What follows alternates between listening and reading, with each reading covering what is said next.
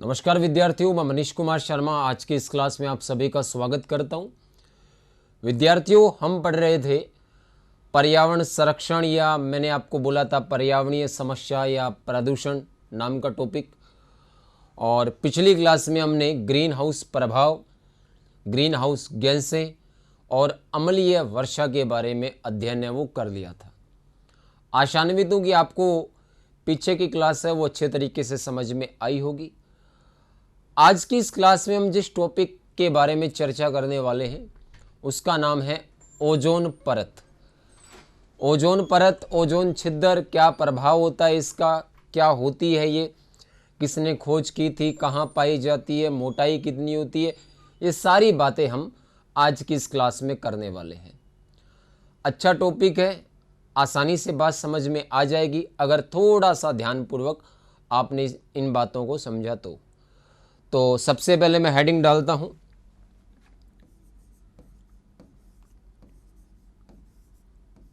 Ozone परत, ozone layer क्या होती है। यूरोप के दो वैज्ञानिक थे, सन 1913 की बात है। हेनरी बूसन और चार्ल्स फेवरी, दोनों के नाम याद रखने आपको, हेनरी बूसन और चार्ल्स फेवरी। इन्होंने बताया कि हमारे वायुमंडल में ओजोन से बनी एक परत पाई जाती है, एक क्षेत्र होता है जो सूर्य से आने वाली हानिकारक पराबैंगनी किरणों को पृथ्वी की सतह तक आने से रोकता है, और उस क्षेत्र को हम ओजोन परत कहते हैं।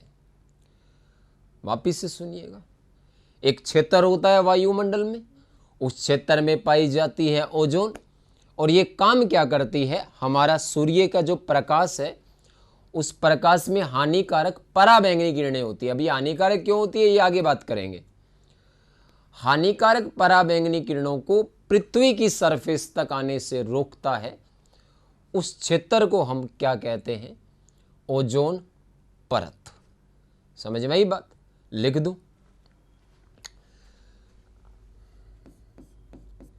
सन 1913 में वैज्ञानिक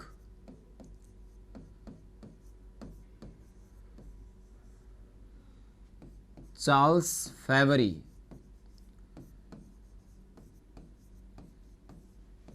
व हेनरी बूसन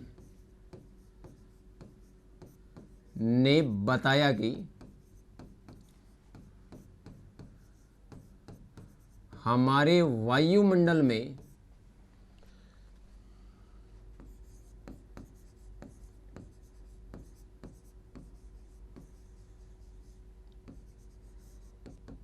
ओजोन से बना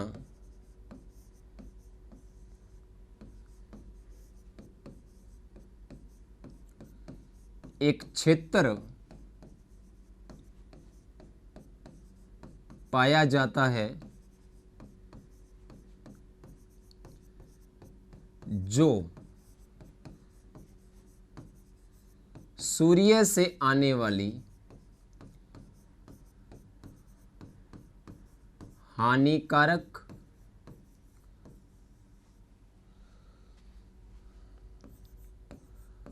पराबैंगनी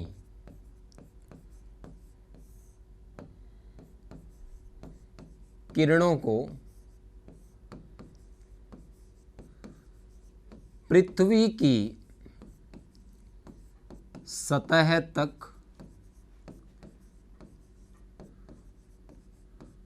आने से रोकता है,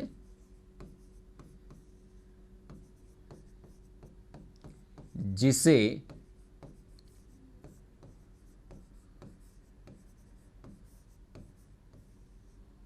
ओजोन परत कहा जाता है।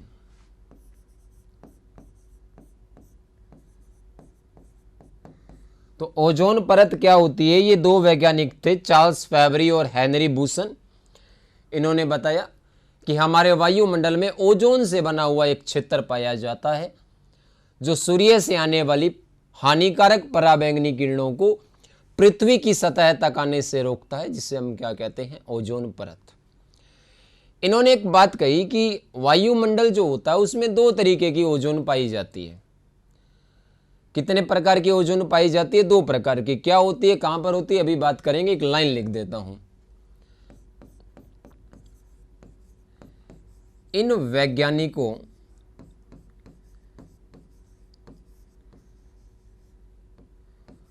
के अनुसार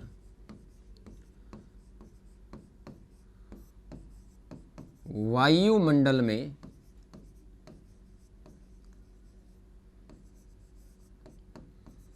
दो प्रकार की ओजोन पाई जाती है। अब यहां से क्वेश्चन आएगा भी, ठीक है। अब जो बात करेंगे उससे, तो देखिएगा दोस्तों, एक होती है अच्छी ओजोन और एक होती है खराब ओजोन। आपने ज्योग्राफी में वायुमंडल के क्षेत्र पढ़े होंगे। जैसे ही हम पृथ्वी की सतह से ऊपर की ओर जाते हैं, सबसे पहले क्षोभ मंडल आता है, फिर समताप मंडल आता है। पृथ्वी के सबसे नजदीक कौन होता है? क्षोभ मंडल। और उसके बाद कौन आता है? समताप मंडल। हमें ये दो ही याद रखने हैं। खराब ओजोन जो होती है वो होती है क्षोभ मंडल में, जो पृथ्वी के नजदीक है, और अच्छी ओजोन जो होती है वो होती है समताप मंडल में। अब खराब और अच्छी क्यों? खराब ओजोन है वो मैंने बोला कौन से मंडल में है? क्षोभ मंडल में। उसके बाद समताप मंडल, वहां पर अच्छी ओजोन। क्षोभ मंडल है वो पृथ्वी की सतह के नजदीक है, तो यहां पर मानवीय क्रियाकलाप होंगे, तो यहां पर जो ओजोन होगी उसमें पराबैंगनी किरणों को रोकने की क्षमता नहीं पाई जाती, इसलिए उसे क्या कहते हैं? खराब ओजोन। समताप मंडल में जो पृथ्वी से थोड़ा दूर है, वहां पर मानवीय क्रियाकलाप क्षोभ मंडल की तुलना में बहुत कम होते हैं, इसलिए वहां पर जो ओजोन होगी उसमें पराबैंगनी किरणों को रोकने की क्षमता होगी, इसलिए उसे क्या कहते हैं? अच्छी ओजोन। तो पर्टिकुलर आपसे पूछ ले कि खराब ओजोन कहां होती है? क्षोभ मंडल में। अच्छी ओजोन कहां होती है? समताप मंडल में। लेकिन अधिकांश ओजोन परत है वो समताप मंडल में होती है, इसलिए अगर डायरेक्ट पूछे कि ओजोन परत वायुमंडल के किस क्षेत्र में होती है, तो समताप मंडल उत्तर रहेगा, क्योंकि अधिकांश वहीं पर होती है और वही ओरिजिनल है। क्योंकि क्षोभ मंडल में उसमें तो क्षमता ही नहीं है रोकने की, तो जो ओजोन परत ओरिजिनल किसको मानेंगे? समताप मंडल वाली को। और उसमें क्षमता क्यों होती है और इसमें क्षमता क्यों नहीं होती, आपको पता चल गया। तो लिखूं, लो जी, पहले लिखते हैं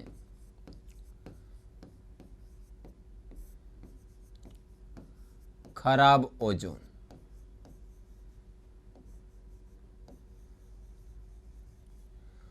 तो लिखता हूं जी, यह है ओजोन। बस ये मंडल याद रखना मित्रों, क्षोभ मंडल में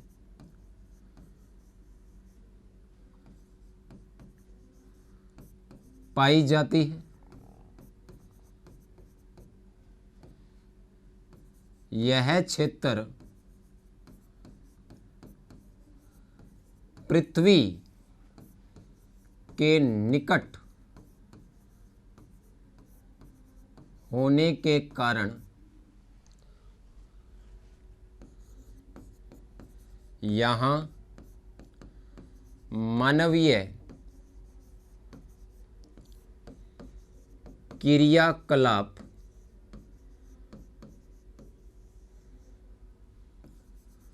अधिक होते हैं,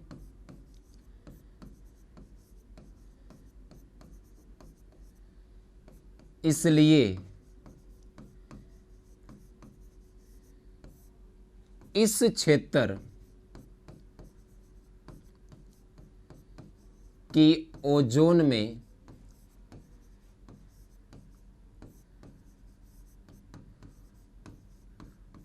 पराबैंगनी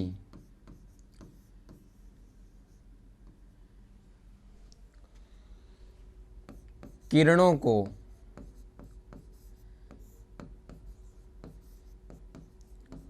रोकने की क्षमता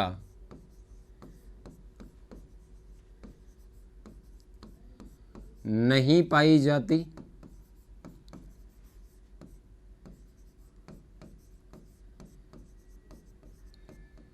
जिसके कारण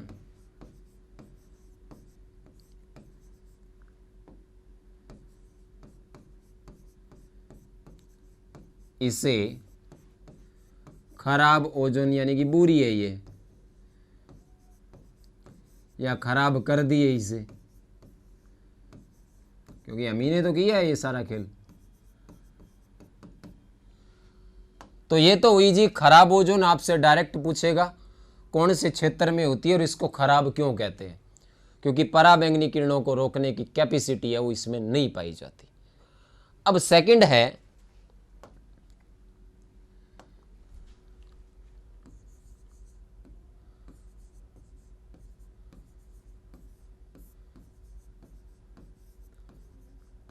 अच्छी ओजोन।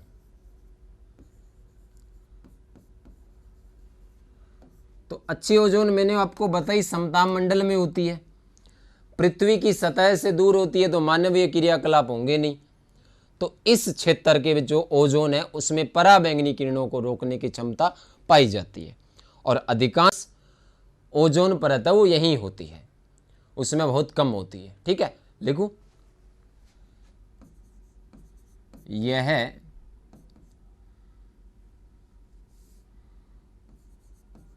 ओजोन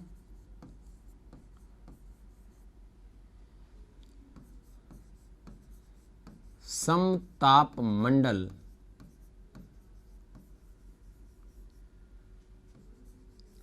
में पाई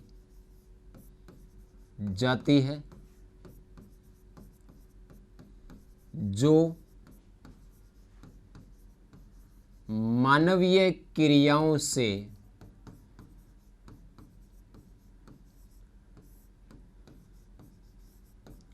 प्रभावित नहीं होती, क्योंकि दूर है ये, प्रभावित नहीं होती है,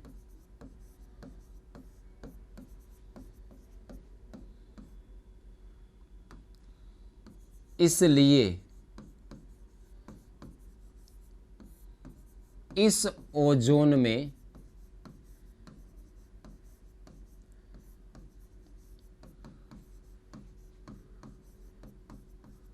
पराबैंगनी किरणों को रोकने की क्षमता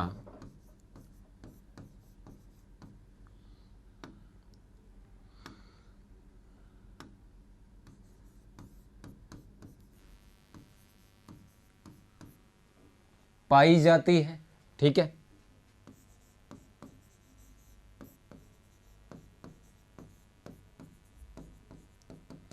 कोई समस्या है इसमें? ठीक है, इसीलिए इसको अपने क्या कहते हैं, अच्छी ओजोन, जिसके कारण इसे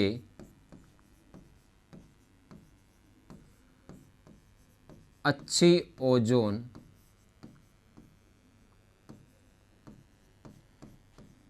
कहा जाता है। तो ओजोन परत क्या होती है ये आपके समझ में आ गया होगा, अच्छी और खराब ओजोन क्या होती है ये आपके समझ में आ गया होगा, कौन से क्षेत्र में होती है ये भी आपको याद रखना है। ठीक है, अब हम आगे बढ़ते हैं, आपको अच्छे तरीके से समझ में आ गया होगा यहां तक। तो ओजोन परत की खोज अगर आपसे पूछ ले तो आपको इन दो वैज्ञानिकों के नाम याद रखने हैं। अब आता है एक तीसरा नया वैज्ञानिक जिसका नाम था डोबसन। इस डोबसन ने क्या किया, इस डोबसन ने ओजोन परत की मोटाई के बारे में बताया कि ओजोन परत की मोटाई है वो इतनी होती है। इसलिए आपको याद रखना है कि ओजोन परत की मोटाई को किस में मापा जाता है, ये बहुत बार आता है। तो मोटाई के बारे में बताने वाला वैज्ञानिक डोबसन था, तो उसी के नाम के आधार पर इसको एक यूनिट दे दिया गया, डॉब्सन यूनिट। जैसे अपने लंबाई को मीटर, सेंटीमीटर, किलोमीटर में मापते हैं, उसी तरीके से आपसे अगर पूछे कि ओजोन परत की मोटाई किस में मापी जाती है, तो डॉब्सन इकाई में। डॉब्सन इकाई में क्यों मापते हैं? क्योंकि मोटाई के बारे में बताने वाला वैज्ञानिक ही कौन था? डॉब्सन। और मोटाई होती है ओजोन परत की 300 डॉब्सन। कितनी होती है? 300 डॉब्सन। या कई बार क्वेश्चन आ जाता है कि डॉब्सन इकाई का संबंध किससे है? तो ओजोन परत की मोटाई से। लिखूं? लो जी।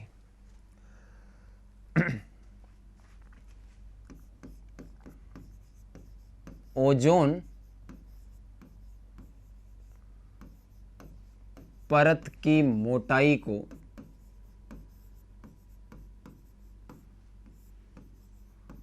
बताने वाला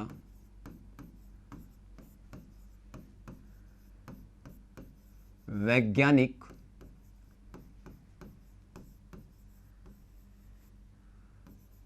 डॉब्सन था।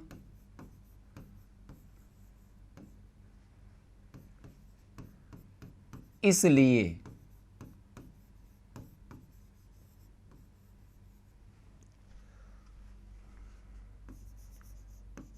ओजोन परत की मोटाई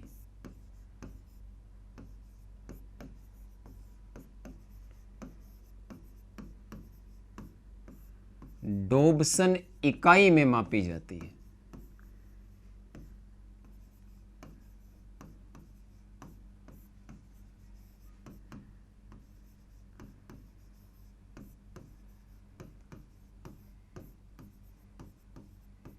याद रखोगे इस बात को कि ओजोन परत की मोटाई के बारे में किसने बताया? वैज्ञानिक डॉब्सन ने।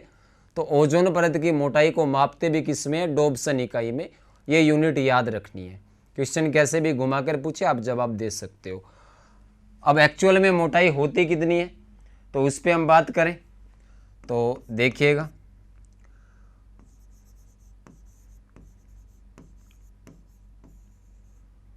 ओजोन परत की मोटाई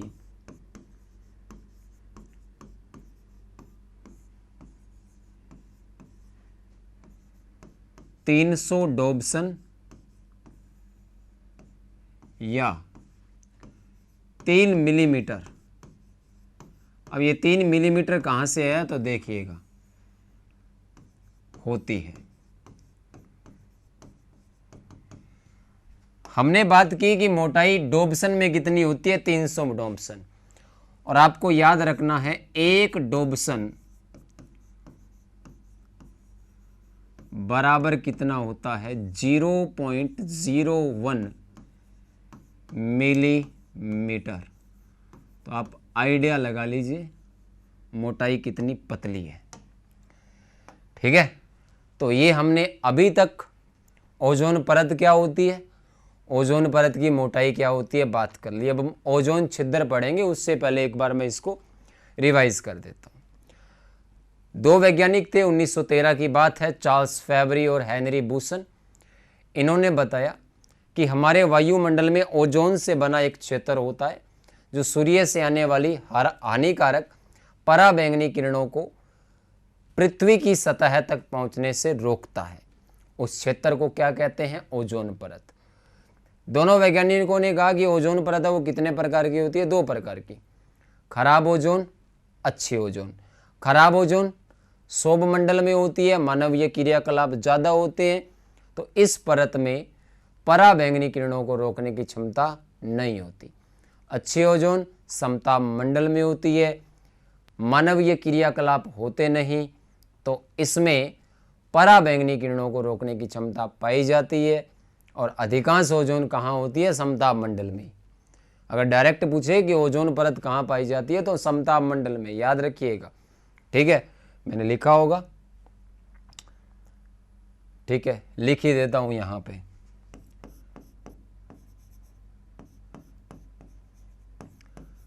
अधिकांश ओजोन परत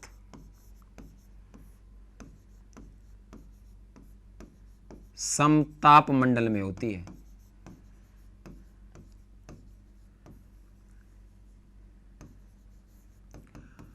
उसके बाद में ओजोन परत की मोटाई के बारे में बताने वाला वैज्ञानिक था कौन? कौन था? साहब थे डॉब्सन। इसलिए ओजोन परत की मोटाई को मापा भी किस में जाता है? डॉब्सन इकाई में। और कितनी होती है? 300 डॉब्सन। मिलीमीटर में पूछे तो 3 मिलीमीटर। कैसे आई? आपको पता चल गया कि एक डॉब्सन बराबर कितना होता है? 0.01। तो 300 डॉब्सन कितना होगा? इसको 300 से गुणा करो, 3 ही आएगा। अब हम बात करते हैं जो सबसे मेन मुद्दा है, वो है ओजोन छिद्र।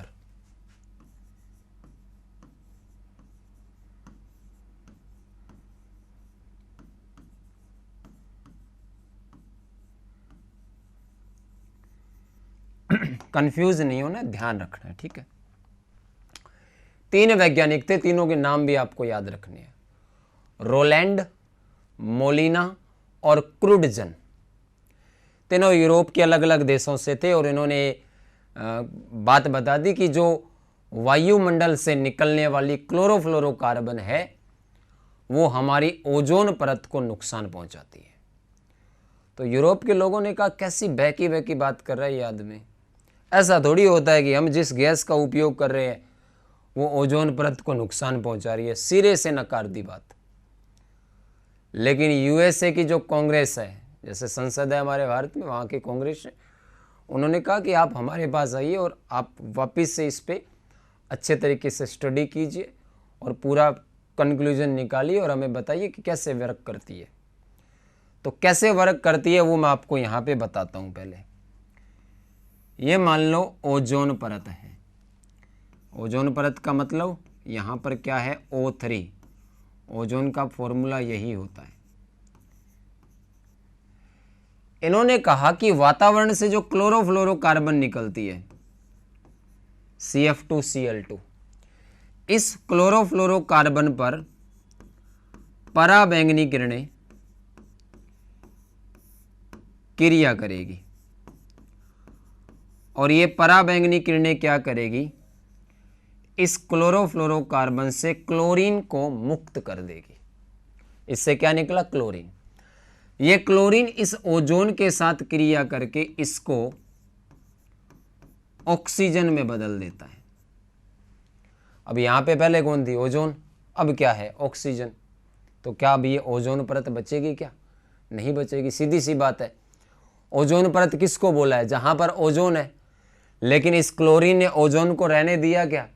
इसने इसको किस में बदल दिया? ऑक्सीजन में। तो जहां पर ये क्रिया करेगी वहां पर ओजोन परत है नहीं, तो ओजोन परत की मोटाई क्या हो जाएगी? कम। और इसी को हम क्या कहेंगे? ओजोन छिद्र। ओजोन छिद्र का मतलब क्या है कि यहाँ पर ये नहीं है कि छेद हो गया है, ओजोन परत की मोटाई है वो क्या हो गई है? कम हो गई है। और इसी को हमने क्या बोला है? ओजोन छिद्र। आई बात समझ में? वापिस से समझिए कि वातावरण से निकलने वाली क्लोरोफ्लोरोकार्बन है उस पर पराबैंगनी किरणें काम करेगी और इससे क्या निकलेगा? क्लोरीन। यह क्लोरीन ओजोन के साथ जुड़कर उसे ऑक्सीजन में परिवर्तित कर देता है, जिसके कारण ओजोन परत की मोटाई है वो क्या हो जाती है? कम।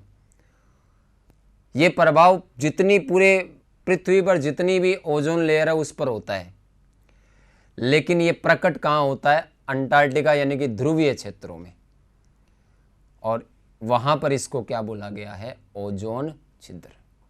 लिखूं बात? समझ में आई?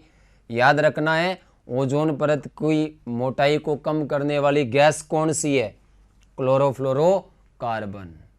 आई बात समझ में? लिखूं? लो जी, एक बार वापिस समझा दूंगा, ठीक है? एक बार देखिएगा।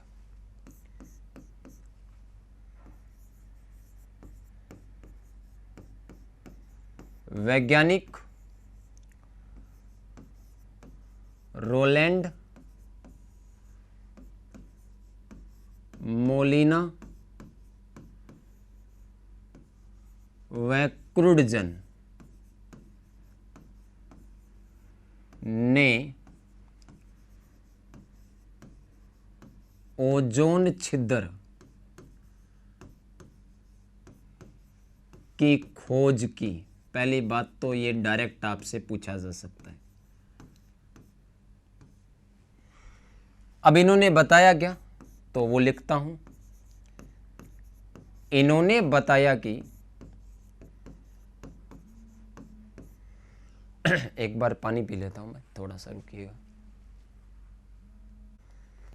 देखिएगा जी, इन्होंने बताया कि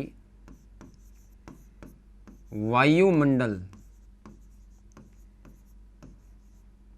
या पृथ्वी से लिखता हूं, पृथ्वी से उत्सर्जित क्लोरोफ्लोरोकार्बन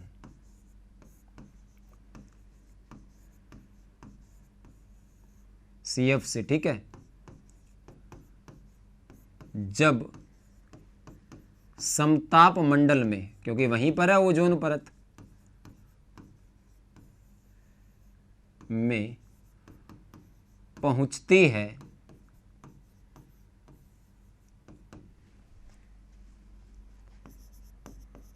तो इस पर पराबैंगनी किरणें क्रिया करेगी। पराबैंगनी किरणें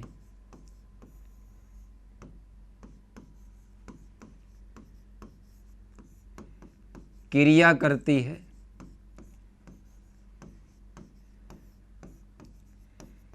जिससे या जिस कारण इस गैस से क्लोरीन परमाणु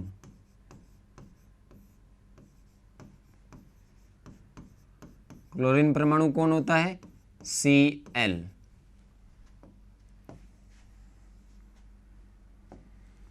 निकलता है।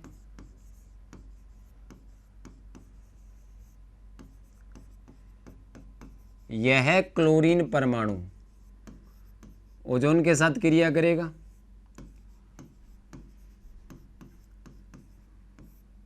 ओजोन से जुड़कर, क्रिया करने का मतलब उससे जुड़ेगा,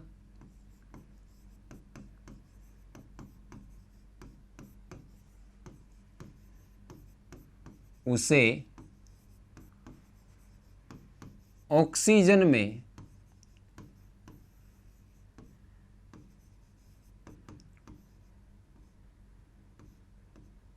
बदल देता है,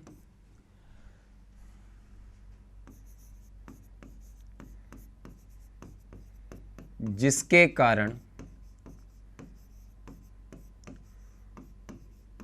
ओजोन परत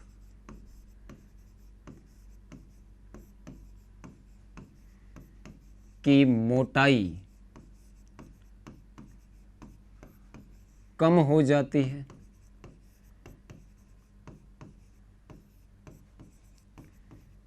जिसे ओजोन छिद्र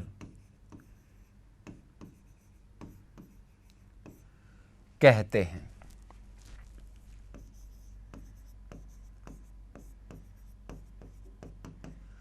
आई बात समझ में? वापिस से देखो, पृथ्वी से निकली क्लोरोफ्लोरोकार्बन, इस पर पराबैंगनी किरणों ने कार्य किया तो इस गैस से क्या निकला? क्लोरीन। ये क्लोरीन ओजोन को किस में बदल देता है? ऑक्सीजन में।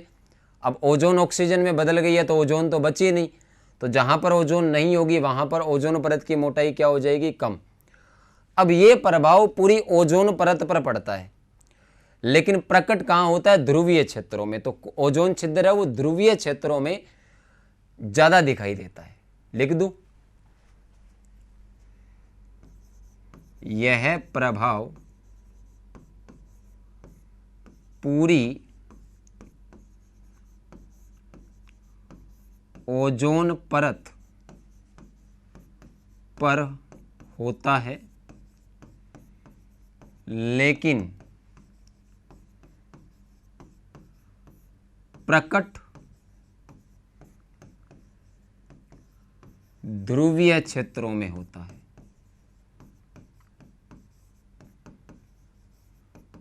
तो इसमें अब क्वेश्चन क्या पूछेगा? कि ओजोन परत की मोटाई को कम करने के लिए उत्तरदायी गैस कौन सी है? क्लोरोफ्लोरोकार्बन। याद रखोगे, ग्रीन हाउस गैसें अलग थी, वो औसत तापमान में वृद्धि कर रही थी, उसमें सबसे ज्यादा प्रभाव CO2 डाल रही थी। ओजोन परत की मोटाई में सबसे ज्यादा प्रभाव क्लोरोफ्लोरोकार्बन डालती है, और इसमें भी कौन डालता है? क्लोरीन। आपसे पूछेगा कि ओजोन छिद्र के लिए उत्तरदायी गैस कौन सी है? क्लोरोफ्लोरोकार्बन या CF2Cl2। याद रखोगे। अब इस ओजोन परत की मोटाई कम होने से प्रभाव क्या पड़े हैं, हमें यह पढ़ना है। ठीक है, तो हेडिंग डालता हूं मैं,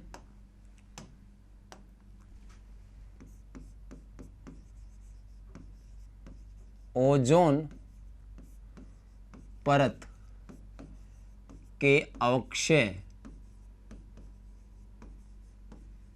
से पड़ने वाले प्रभाव। देखिएगा जी, सबसे पहले ये जो ओजोन परत का अपघटन हुआ है, अवक्षय हुआ है, तो क्या होगा? पराबैंगनी किरणें हैं वो पृथ्वी तक आ जाएगी, क्योंकि ओजोन परत उन्हीं को रोकने का काम करती है। अब पराबैंगनी किरणों से क्या क्या प्रभाव पड़ेगा? तो पहला प्रभाव, क्यों उनको हानिकारक बोला था? मैंने बोला था ना शुरुआत में कि पराबैंगनी किरणें हानिकारक कैसे हैं, हम आगे पढ़ेंगे, तो वही बात है। अब पहला प्रभाव, आपके और मेरे शरीर में कोशिकाएं हैं, आपने पढ़ा होगा कभी कोशिकाएं, और कोशिकाओं में होता है DNA, डीऑक्सी राइबोज न्यूक्लिक अम्ल, ऐसा कुछ आपने सुना होगा। पराबैंगनी किरणें क्या करती है? कोशिकाओं के DNA को क्षतिग्रस्त कर देती है, जिसके कारण हमारे शरीर में उत्परिवर्तन उत्पन्न होते हैं। उत्परिवर्तन क्या होते हैं? कि एक पीढ़ी में अचानक कोई नया परिवर्तन हो जाए, तो वो उत्परिवर्तन किसके कारण हो रहा है? ओजोन परत के अवक्षय के कारण। पहला प्रभाव यही है। लो जी, लिखता हूं, पराबैंगनी किरणों के कारण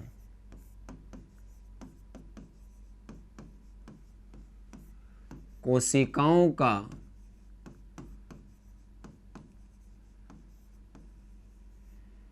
डीएनए का फुल फॉर्म होता है डीऑक्सीराइबोज न्यूक्लिक अम्ल, क्षतिग्रस्त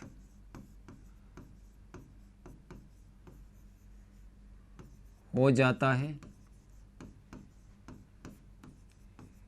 जिससे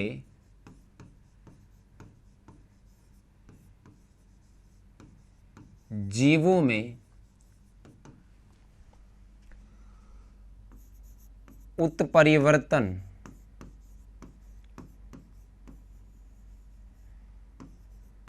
उत्पन्न होते हैं, अचानक परिवर्तन आ जाते हैं। दूसरा, त्वचा में बुढ़ापे के लक्षण दिखाई देने लग जाते हैं। त्वचा में बुढ़ापे के लक्षण है वो इसके कारण दिखाई देते हैं। लिख देता हूं,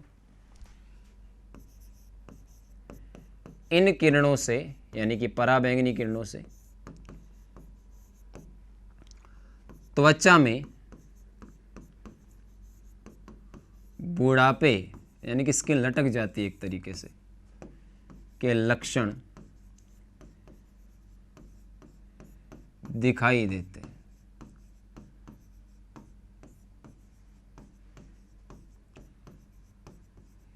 तीसरा, त्वचा संबंधित कैंसर हो सकता है इनसे, स्किन से संबंधित जो कैंसर है वो हो सकता है इससे। तीसरा प्रभाव ये है, त्वचा संबंधित कैंसर हो जाता है।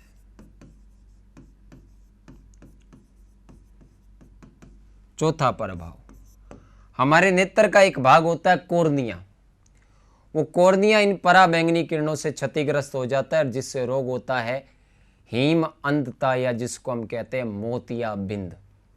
वो इन पराबैंगनी किरणों से ही होता है। लिख दूं, नेत्र का कॉर्निया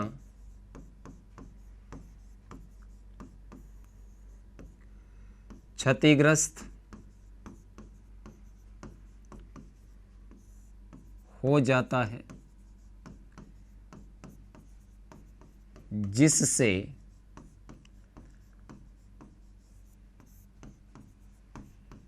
हीम अंधता या मोतियाबिंद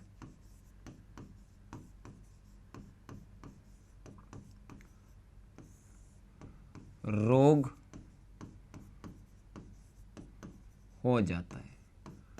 फसलें नष्ट हो जाती है तो उत्पादन क्या होता है? प्रभावित होता है। पादप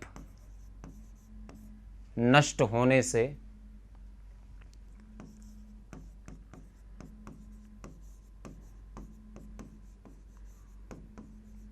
उत्पादकता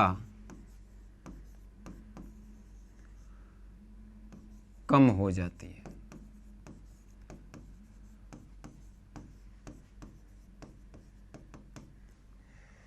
तो ओजोन अवक्षय के प्रभाव आपको पता चल गए होंगे। अब ओजोन अवक्षय को रोकने के कुछ उपाय थे। 3 प्रोटोकॉल बने थे। आपसे उनका पूछ सकता है कि ये प्रोटोकॉल किससे संबंधित है, कहाँ हुआ था समझौता, कब हुआ था और इसका उद्देश्य क्या है, ये आपको याद रखना है। 3 ये, वियना, मॉन्ट्रियल और किगाली। ठीक है, तो हेडिंग डालता हूं मैं,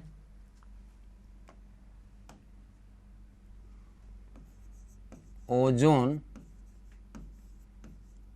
अवक्षय को रोकने के उपाय।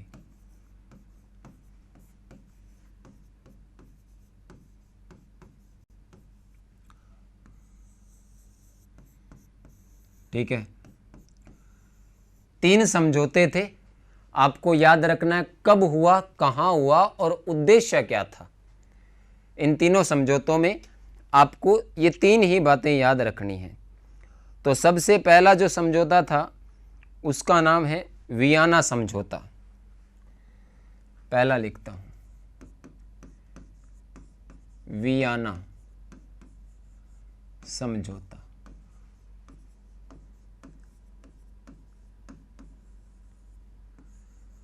तो आपसे पूछ ले वियना समझौता किससे संबंधित है, तो ओजोन परत से। कहां हुआ था? ऑस्ट्रिया में, यूरोप की एक कंट्री है ऑस्ट्रिया। 1985 में हुआ था और इसका उद्देश्य था ओजोन परत की रक्षा करना। क्या उद्देश्य था? ओजोन परत की रक्षा करना। तो लिख देता हूं, इतनी बात याद रखनी है। यह 1985 में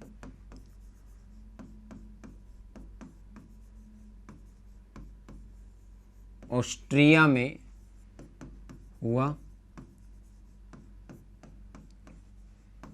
जिसका उद्देश्य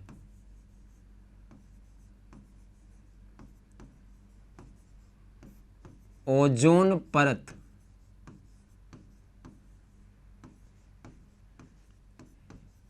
की रक्षा करना था। रक्षा या सुरक्षा एक ही बात है।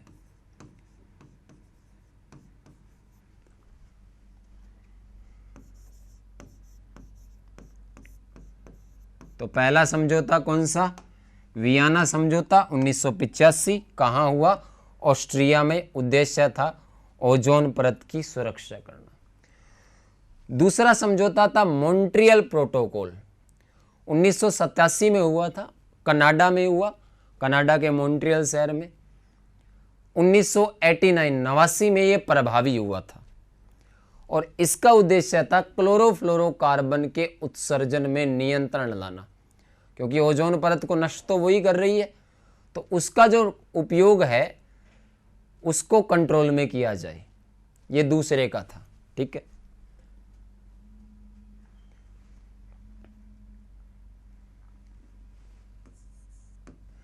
दूसरा जो समझौता था, क्या नाम है इसका? Montreal protocol. देखो जी, मॉन्ट्रियल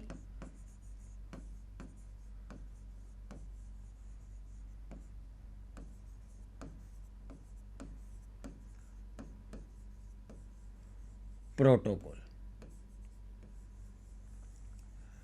तो कनाडा के मॉन्ट्रियल शहर में हुआ था, 26 अगस्त 1987 में हुआ था, प्रभावी हुआ था 1989 में, और इसका उद्देश्य था क्लोरोफ्लोरोकार्बन के उत्सर्जन में कमी लाना था, उसका उपयोग कम करना था। ठीक है, लो जी,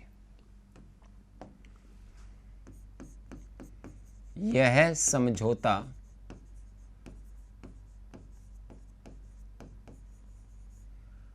कनाडा के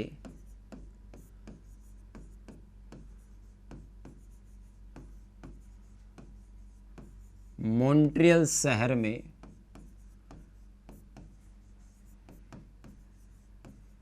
26 अगस्त 1987 को हुआ,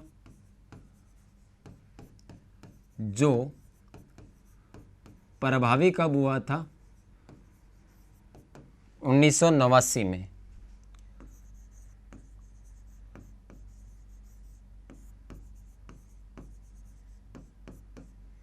उद्देश्य क्या था? इसका उद्देश्य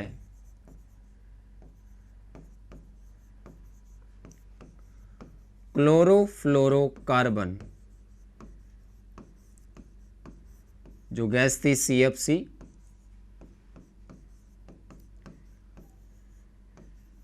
के उत्सर्जन में कमी लाना था। तो दो समझ में आई। तीसरा और अंतिम है किगाली समझौता।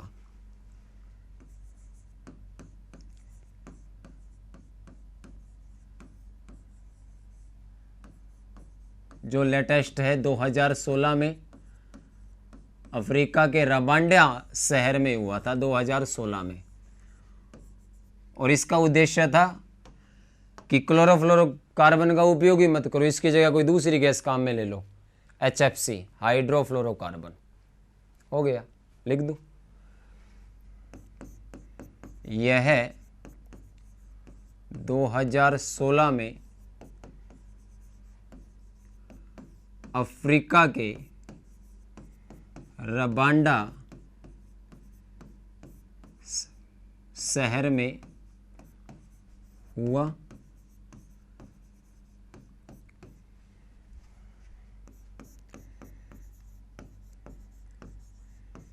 इसका उद्देश्य क्लोरोफ्लोरोकार्बन CFC, कई बार ये पूरा नाम भी पूछ लेते हैं, ठीक है,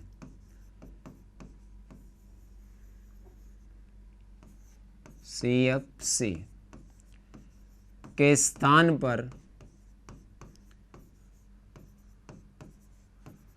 हाइड्रोफ्लोरोकार्बन,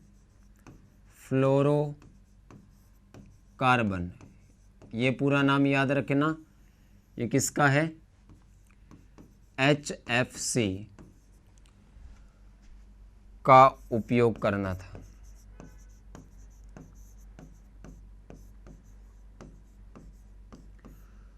तो ओजोन परत क्या होती है, किसने खोज की थी, कितने प्रकार की होती है, मोटाई कैसे मापी जाती है, ओजोन छिद्र क्या होता है, किसने खोज की, और ओजोन परत में कमी होने के कारण जो प्रभाव पड़े वो क्या है, और इसको रोकने के लिए क्या क्या उपाय हुए हैं, ये आपको बता दिया।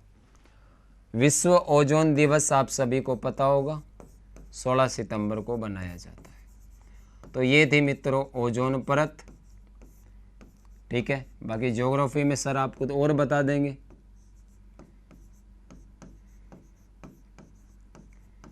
जो विज्ञान के लायक बातें थी वो सारी आपको बता दी है। अगली क्लास में मुलाकात करते हैं। आप सभी पढ़ते रहिए। धन्यवाद।